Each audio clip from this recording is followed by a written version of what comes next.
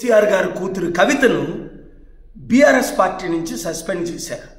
తనైతే బీసీల కొరకు పోరాడతానంటారు. నిజంగా కవిత, నువ్వు బీసీల కొరకు పోరాడాలి అంటే బీసీల ఏకైక పార్టీ ఇప్పుడు ఉన్నది ప్రజాశాంతి పార్టీ మాత్రమే. రా, ప్రజాశాంతి పార్టీలో చేయి కలుపు. నువ్వు బీజేపీ పంపిన బాణము కాదని రుజువు చేసుకో. బీజేపీ రామచంద్రరావు గారు ఆర్ఎస్ఎస్ బ్రాహ్మణుల పార్టీ అంటున్నారు.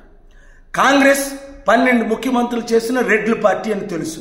మరి ఒక దొరసాన్ని నిన్ను నమ్మాలి అంటే, ప్రజల్లో నీ మీద కాన్ఫిడెన్స్ కలగాలి అంటే, నువ్వు గద్దరన్న చేరిన పార్టీ అయిన ప్రజాశాంతి పార్టీలో చేరు.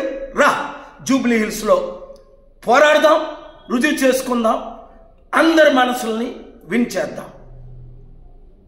కేసీఆర్ గారి కూతురు కవితను బీఆర్ఎస్ పార్టీ నుంచి సస్పెండ్ చేశారు.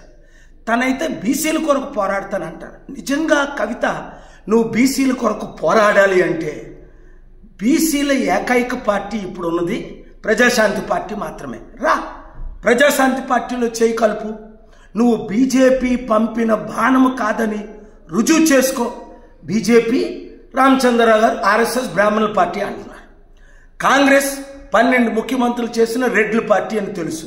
మరి ఒక దొరసాన్ని నిన్ను నమ్మాలి అంటే, ప్రజల్లో నీ మీద కాన్ఫిడెన్స్ కలగాలి అంటే, నువ్వు గద్దరన్న చేరిన పార్టీ అయిన ప్రజాశాంతి పార్టీలో చేరు. రా, జూబ్లీ హిల్స్లో పోరాడదాం, రుజువు చేసుకుందాం, అందరి మనసుల్ని వించేద్దాం.